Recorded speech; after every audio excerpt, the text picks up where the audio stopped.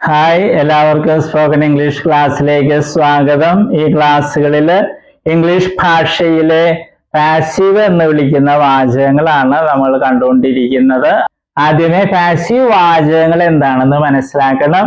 മലയാളത്തിൽ നമ്മൾ പറയുന്ന അവനെ സഹായിക്കും, അവനെ സഹായിച്ചിട്ടുണ്ട്, അവനെ സഹായിക്കുകയാണ്, അവനെ സഹായിച്ചു, ഇങ്ങനെയുള്ള വാചകങ്ങൾ പാസീവ് വാചകങ്ങളാണ്. അതുപോലെ മരങ്ങൾ മുറിച്ചു, വീട് പണിതു, വാതിൽ റിപ്പയർ ചെയ്തു, ഈ വാചകങ്ങളെല്ലാം പാസീവ് വാചകങ്ങളാണ്. ഇത് ആദ്യം മനസ്സിലാക്കണം.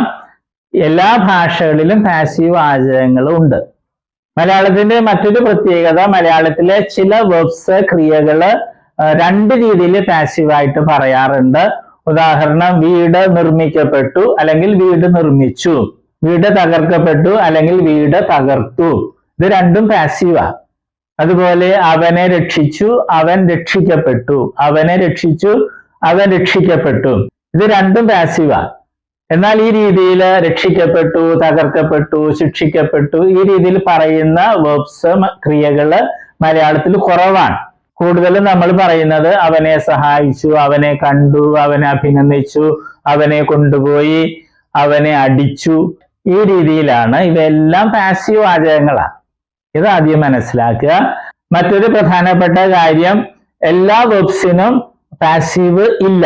ഉദാഹരണമായി, അവൻ ഉറങ്ങി, അവനെ ഉറങ്ങി എന്ന് പറയില്ല, അവനെ ഉറക്കി എന്ന് പറയും. അപ്പോൾ വാചകം മാറി. അവൻ ഉറങ്ങി, അവനെ ഉറങ്ങി എന്ന് പറയില്ല. എന്നാൽ അവൻ കണ്ടു, അവനെ കണ്ടു, രണ്ടും പറയാം. അതായത് എല്ലാ വെർബ്സിനും, എല്ലാ ക്രിയകൾക്കും പാസീവ് ഇല്ല. ഇംഗ്ലീഷിൽ അതുപോലെ തന്നെയാണ്, എല്ലാ വെർബ്സിനും പാസീവ് ഇല്ല. നമ്മൾ ഇവിടെ ചൂസ് എന്ന വെർബാണ് സാമ്പിളായിട്ട് എടുത്തിട്ടുള്ളത്. മുൻപ് നമ്മൾ റൈറ്റ്, റോട്ട്, റിട്ടൺ ആയിരുന്നു എടുത്തത്, അത് ഓർക്കുക.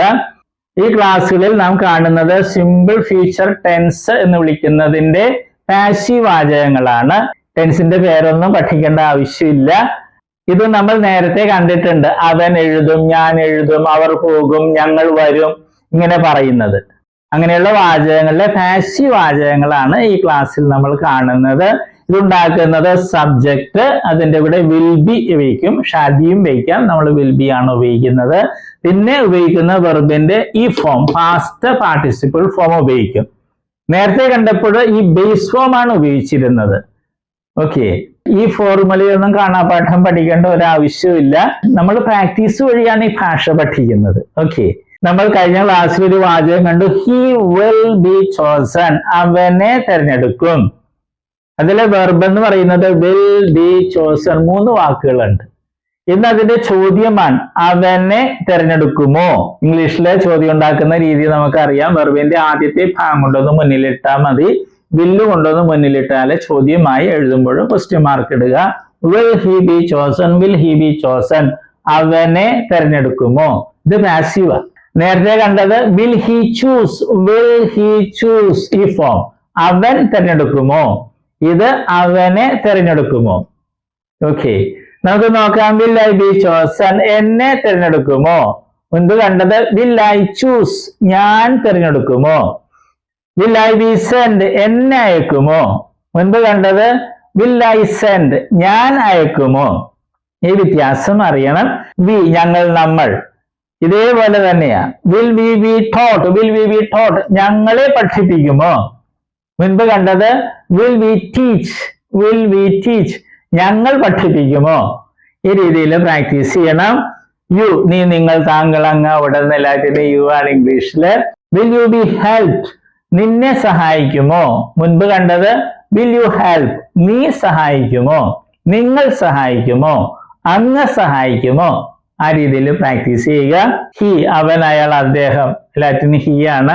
Will he B told, will he B told, അവനോട് പറയുമോ, അയാളോട് പറയുമോ, അദ്ദേഹത്തോട് പറയുമോ? ഈ രീതിയിലാണ് മലയാളത്തിൽ അത് തർജ്ജമ ചെയ്യേണ്ടത്. മുൻപ് കണ്ടത് will he tell, will he tell, ഈ ഫോം, അവൻ പറയുമോ? ഓക്കെ, ഹി ഇതേപോലെ പ്രാക്ടീസ് ചെയ്യുക. She, will she B asked, will she B asked, അവളോട് ചോദിക്കുമോ അല്ലെങ്കിൽ അവളോട് ആവശ്യപ്പെടുമോ? മുൻപ് കണ്ടത് വിൽ ഷീ ആസ്ക്, അവൾ ചോദിക്കുമോ അല്ലെങ്കിൽ അവൾ ആവശ്യപ്പെടുമോ? ആസ്കിനെ ചോദിക്കുക, ആവശ്യപ്പെടുക, രണ്ടർത്ഥങ്ങളും ഉണ്ട്. ഷീ ഇതേപോലെ പ്രാക്ടീസ് ചെയ്യുക. ഇറ്റ് അത്. വിൽ ഇറ്റ് ബി സെൻഡ് അത് അയക്കുമോ? വിൽ ഇറ്റ് ബി സെൻഡ് അത് അയക്കുമോ? ഇറ്റ് എന്നുള്ളത് ലെറ്റർ ആകാം, പാഴ്സൽ ആകാം, അല്ലെങ്കിൽ ഏതെങ്കിലും വസ്തുക്കളാകാം. അപ്പോൾ will it be send passive പറയണം. ലെറ്റർ സ്വയം പോകില്ല, ആരെങ്കിലും അയക്കണം. അപ്പോൾ അത് പാസീവ് പറയണം. ഇത് മനസ്സിലാക്കണം, വളരെ പ്രധാനപ്പെട്ടതാണ്. ഇറ്റ് വെച്ചെല്ലാം പ്രാക്ടീസ് ചെയ്യാൻ പറ്റിയെന്ന് വരില്ല. അർത്ഥമുള്ള വാചകങ്ങൾ പ്രത്യേകം ശ്രദ്ധിക്കുക. വിൽ ഇറ്റ് ബി സോൾഡ് അത് വിൽക്കുമോ? വിൽ ഇറ്റ് ബി ബ്രോട്ട് അത് കൊണ്ടുവരുമോ? വിൽ ഇറ്റ് ബി റിപ്പയർഡ് അത് റിപ്പയർ ചെയ്യുമോ? വാതിലാകാം, ഷെൽഫ് ആകാം. വിൽ ഇറ്റ് ബി റിപ്പയർഡ് അത് റിപ്പയർ ചെയ്യുമോ? വിൽ ഇറ്റ് ബി ബ്രോട്ട് അതിനെ കൊണ്ടുവരുമോ? നായയാകാം, ആനയാകാം. അപ്പോൾ അതിനെ എന്ന് പറയാം. Will it be brought, will it be brought. ഈ രീതിയിലും ഉചിതമായ വെർബ്സ് വെച്ച് പ്രാക്ടീസ് ചെയ്യുക. ദേ, അവർ, ഇവർ, അവ, ഇവ ഈ അർത്ഥത്തിലൊക്കെ പറയാം. Will they be taught, will they be taught അവരെ പഠിപ്പിക്കുമോ? മുൻപ് കണ്ടത് വിൽ ദേ ടീച്ച് അവർ പഠിപ്പിക്കുമോ? ഈ രീതിയിൽ നിങ്ങൾ പ്രാക്ടീസ് ചെയ്യണം. മറ്റൊരു പ്രധാനപ്പെട്ട കാര്യം, ജനാലകൾ തുറക്കും എങ്ങനെ പറയും? അത് പാസീവാണ്. ജനാല സ്വയം തുറക്കില്ല, ആരെങ്കിലും തുറക്കണം. അപ്പോൾ ജനാലകൾ തുറക്കും അത് പാസീവ് പറയണം. Windows will be opened, Windows will be opened ആ വാതിൽ അടയ്ക്കും അത് പാസീവാ. That door will be closed. ഈ രീതിയിൽ പ്രാക്ടീസ് ചെയ്യുക. ഈ വാചകം നോക്കാം. Will he be told? Will he be told? അവനോട് പറയുമോ? To study well. നന്നായി പഠിക്കുവാൻ അവനോട് പറയുമോ? Will he be told to study well? Will he be told to clean the room? Room clean ചെയ്യാൻ അവനോട് പറയുമോ? Will he be told to close the door? വാതിൽ അടയ്ക്കുവാൻ അവനോട് പറയുമോ? ടു സ്റ്റഡി ഇതെല്ലാം നമ്മൾ നേരത്തെ പഠിച്ചിട്ടുണ്ട്. ഇതുപോലെയും പ്രാക്ടീസ് ചെയ്യണം. ഈ വാക്കുകളൊക്കെ ഉപയോഗിക്കാം. അർത്ഥമുള്ള വാചകമാണോ എന്ന് പ്രത്യേകം ശ്രദ്ധിക്കണം. ഏറ്റവും പ്രധാനപ്പെട്ടത് പാസീവ് എന്താണെന്ന് മനസ്സിലാക്കുന്നതാണ്. മരങ്ങൾ മുറിക്കും അതെല്ലാം പാസീവ് വാചകങ്ങളാണ്. മരങ്ങൾ സ്വയം മുറിക്കില്ല, ആരെങ്കിലും മുറിക്കണം. അപ്പോൾ മരങ്ങൾ മുറിക്കും അത് പാസീവിൽ പറയണം. Trees will be cut. പുസ്തകങ്ങൾ കൊണ്ടുവരും. Books will be brought. ഇതെല്ലാം പാസീവ് ആണ്. അത് പ്രത്യേകം മനസ്സിലാക്കണം. പ്രാക്ടീസ് ചെയ്യുന്നത് വഴിയാണ് ഇത് നമുക്ക് കൂടുതൽ വ്യക്തമാവുക. ഓക്കെ, നിങ്ങൾ പ്രാക്ടീസ് ചെയ്യണം. പ്രാക്ടീസ് ചെയ്യാതെ ഇംഗ്ലീഷ് പഠിക്കില്ല. രണ്ടുപേരും ഒരുമിച്ചിരുന്ന് പ്രാക്ടീസ് ചെയ്യുകയാണെങ്കിൽ നന്നായിരിക്കും. തെറ്റുവന്നാൽ തിരുത്താൻ പറ്റും, ബോറടിക്കില്ല. പ്രാക്ടീസ് ചെയ്യേണ്ടത് ഒരാൾ മലയാളം പറയുന്നു, അതിന്റെ ഇംഗ്ലീഷ് മറ്റേയാൾ പറയുക. ഓരോ വാചകവും 10 പ്രാവശ്യമെങ്കിലും ആവർത്തിക്കണം. ഇവിടെ നമ്മൾ ഇംഗ്ലീഷ് ആദ്യം പറഞ്ഞ് പിന്നെ മലയാളം പറഞ്ഞത്. പ്രാക്ടീസ് ചെയ്യുമ്പോൾ ആദ്യം മലയാളം പിന്നെ ഇംഗ്ലീഷ്, അങ്ങനെ ആയിരിക്കണം. ഇനി വെബ്സിന്റെ ലിസ്റ്റ് ഉണ്ട്. എല്ലാ ദിവസവും കുറച്ച് വെബ്സ് പഠിക്കണം. അതുപോലെ പുതിയ ഇംഗ്ലീഷ് വാക്കുകൾ പഠിക്കുക, അർത്ഥം ഉച്ചാരണമൊക്കെ പഠിക്കുക. സിമ്പിൾ ഇംഗ്ലീഷിലുള്ള കഥകളൊക്കെ ഉണ്ട്, അതൊക്കെ വായിച്ചു നോക്ക്. മനസ്സിലാകുന്നുണ്ടോ? പുതിയ വാക്കുകളും പഠിക്കാൻ പറ്റും. വളരെ ഭംഗിയായിട്ട് ആരെയും അമ്പരപ്പിക്കുന്ന രീതിയിൽ നമുക്ക് ഇംഗ്ലീഷ് സുന്ദരമായിട്ട് പറയാൻ പറ്റും. Okay, all the best. നമ്മൾ വെർബുകളാണ് കാണുന്നത്. വെർബ്സ് എന്ന് പറയുന്നത് ക്രിയകള് അല്ലെ, വരിക, പോവുക എന്നൊക്കെ പറയുന്നതാണ് വെർബ് അല്ലെ ക്രിയകള്. അപ്പൊ വെർബിന് അല്ലെ ക്രിയക്ക് ധാരാളം രൂപങ്ങളുണ്ട്. ഉദാഹരണമായിട്ട് മലയാളത്തില് എഴുതുക എന്ന ക്രിയ അല്ലെങ്കിൽ വെർബ് എടുക്കുക, അങ്ങനെ ഒത്തിരി രൂപങ്ങൾ. എഴുതുക, എഴുതും, എഴുതുകയാണ്, എഴുതിയിട്ടുണ്ടായിരുന്നു, എഴുതുവാൻ, എഴുതുമായിരുന്നു, എഴുതണമായിരുന്നു, അങ്ങനെയൊക്കെ ധാരാളം രൂപങ്ങൾ മലയാളത്തിലുണ്ട്. അതുപോലെ ഇംഗ്ലീഷിലുണ്ട് ധാരാളം ഫോംസ്, രൂപങ്ങളുണ്ട്. അതിൽ 4 എണ്ണമാണ് ഇംഗ്ലീഷിലെ ഏറ്റവും പ്രധാനപ്പെട്ട രൂപങ്ങൾ. അതേതൊക്കെയാണ്? ഫോം എന്ന് വെച്ചാൽ രൂപം. Base form, present form, past form, past participle form.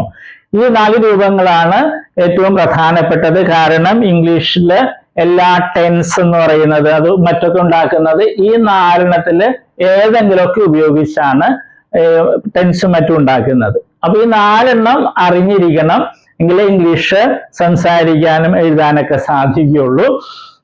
ഉദാഹരണമായിട്ട് ബേസ് ഫോം അല്ലെ, ഉദാഹരണമായിട്ട് റൈറ്റ് എന്ന വെർബ് എടുക്കുന്നു. അതിന്റെ അർത്ഥം എന്താണ്? എഴുതുക. പ്രസന്റ് ഫോമില് റൈറ്റ് ഉണ്ട്, റൈറ്റ്സും ഉണ്ട്. ഇത് പ്ലൂറലാണ്, ഇത് സിംഗുലർ ആണ്. ഇതിന്റെ അർത്ഥം എന്താണ്? എഴുതാറുണ്ട് അല്ലെങ്കിൽ എഴുതുന്നു. ഇത് രണ്ടുപേരർത്ഥം മലയാളത്തില്. പല കുട്ടികളും പ്രസന്റ് ഫോമിൽ ചോദിക്കുമ്പോൾ അവര് എഴുതുക എന്ന് പറയും.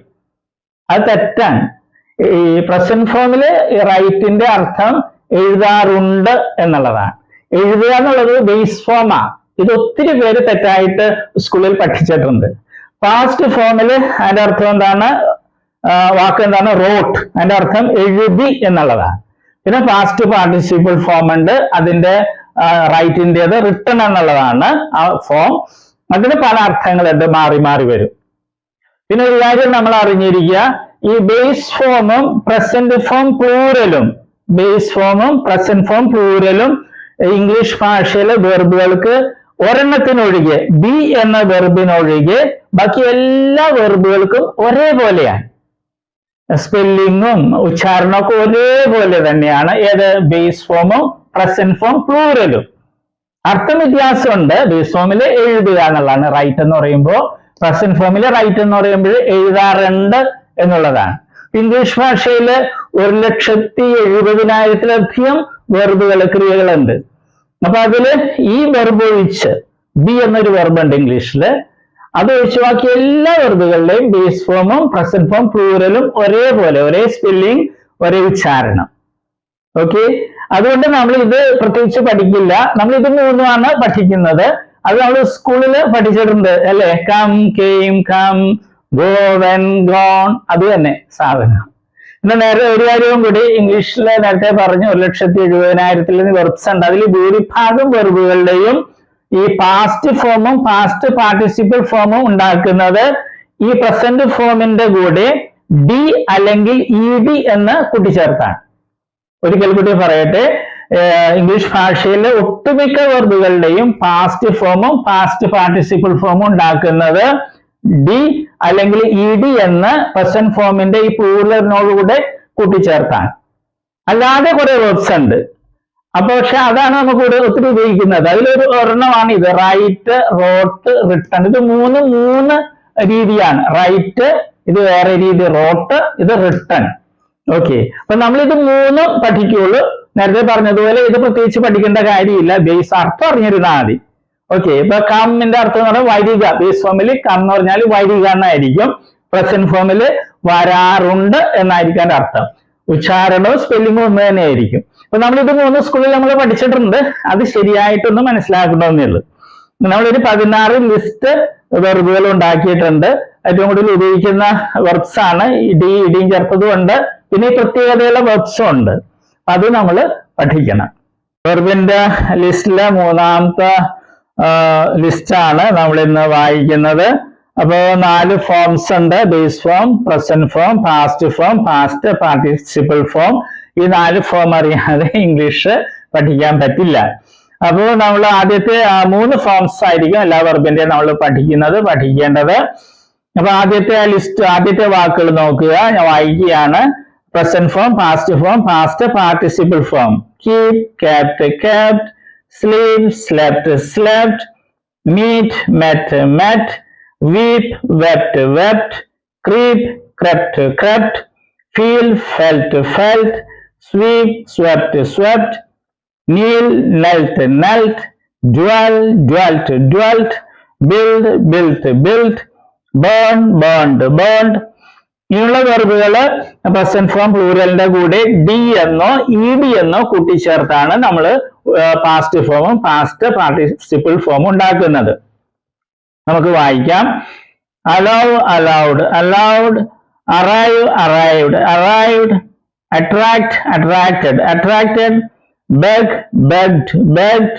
Borrow, borrowed, borrowed. Carry, carried, carried. Change, changed, changed. Claim, claimed, claimed. Command, commanded, commanded. Complain, complained, complained. Complete, completed, completed. Continue, continued, continued. Cry, cried, cried. Dance, danced, danced. Describe, described, described. Develop, developed, developed. Fail, failed, failed. Flow, flowed, flowed. ഈ വാക്കുകൾ പഠിക്കുക. ഇംഗ്ലീഷിൽ ഏറ്റവും കൂടുതൽ ഉപയോഗിക്കുന്ന വാക്കുകളൊക്കെയാണ് ഇവ എന്ന് മറക്കാതിരിക്കുക.